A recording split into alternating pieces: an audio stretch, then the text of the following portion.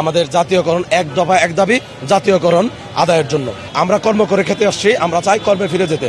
আমাদের জাতীয়করণ করতে হবে। জাতীয়করণের জন্য আমরা এই রাজপথে নেমেছি। জাতীয়করণ করা এবং রাজস্ব খাত থেকে বেতন পাওয়া আমাদের একটাই দাবি। 1948 সাল থেকে যদি আনসার আপনাদের জনগণ সবাইকে সেবা দিতে পারে, আমরা কেন এই সেবা থেকে বঞ্চিত হব ভাই? জাতীয়করণ আর নয় চুক্তি। আমাদের দাবি, আমাদের দাবি।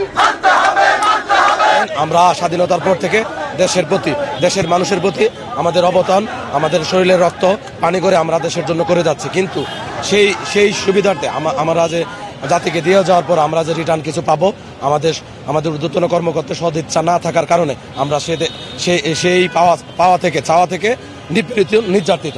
আমরা তাই রাজপথে নামছি আমাদের জাতীয়করণ, এক দফা এক দাবি জাতীয়করণ আদায়ের জন্য। আমরা শান্তিপূর্ণভাবে আমাদের দাবি আদায়ের আগ পর্যন্ত আমরা রাজপথে থাকবো। আমরা এই মুহূর্তে কর্মবিরতিতে আছি। আমরা চাই না কর্মবিরতি থেকে দেশের মানুষকে একটা অরাজকতার পরিস্থিতিতে ফেলার জন্য। আমরা চাই আমরা কর্ম করে খেতে আসছি। আমরা চাই কর্মে ফিরে যেতে। আমরা চাই মাননীয় প্রধান উপদেষ্টা আমাদের সুন্দর একটা সমাধান দেখ, আমাদের যৌক্তিক দাবি, আমাদের ন্যায্য অধিকার আমাদের ফিরিয়ে দেখ। আমরা কর্মক্ষেত্রে ফিরে যাই এবং কর্ম করে খাই। আমাদের আগামী কর্মসূচি রোজ রবিবার 25 তারিখ জাতীয় প্রেস ক্লাবের সামনে আমরা শান্তিপূর্ণ কর্মসূচি নিয়ে শান্তিপূর্ণভাবে অবস্থান করব। আপনাদের সুস্পষ্টভাবে বলতে চাই, আমাদের এই শান্তিপূর্ণ কর্মসূচিতে কোনো ধরনের রাজনৈতিক দল, স্বার্থান্বেষী গোষ্ঠী জড়িত নন, এমনকি জড়িত হওয়ার কোনো সুযোগ নেই।